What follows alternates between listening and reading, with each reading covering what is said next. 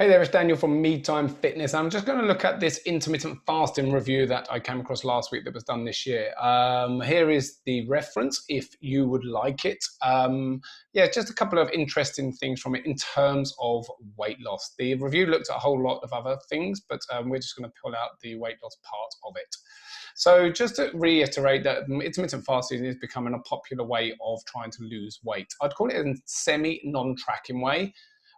Tracking basically means where you count your calories, track it on a phone or an app or something we do here at Me Time Fitness, or you've got non-tracking way, which is where you actually follow a diet such as like keto or paleo, low carb or something like that. You just follow a set of rules without actually tracking your calories. So I would put intermittent fasting, certain intermittent fasting protocols into a sort of semi-non-tracking way. Because like on this one, for example, this alternate day fasting, which this review looks at, on some days you have to be less than 500 calories. You have to understand what eating less than 500 calories is.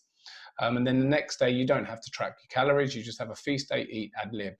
So you go fast day, feast day, etc. That's one thing, that's one protocol that this study looked at. The other one was the 5-2 diet, which is basically where you have 2 fast days, where you sort of eat around 500 to 1,000 calories on those days. Again, having to understand what that is. So log in your food, reading labels, etc., etc. And then on the other 5 days, you don't have to do that. You can just eat what you like. And then there's time restrictive eating, which doesn't require any tracking, any following of calories, etc. You just set yourself a window of 8 or 6 hours where you eat ad lib in that window. So for example, if you choose the 8-hour protocol, you could go like between the hours of 12 and 8, I'm going to eat. Outside those hours, I fast.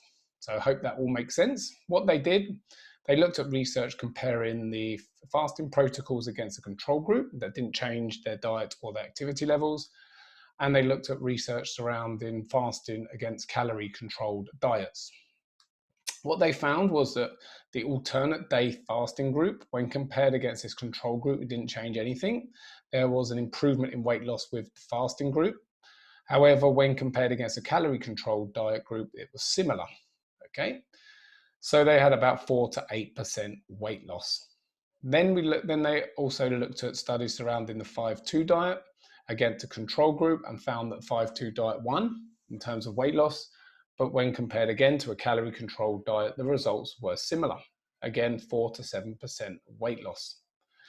The time restricted group, remember this group didn't track any calories. They just ate ad lib between a particular 6 or 8 hour window.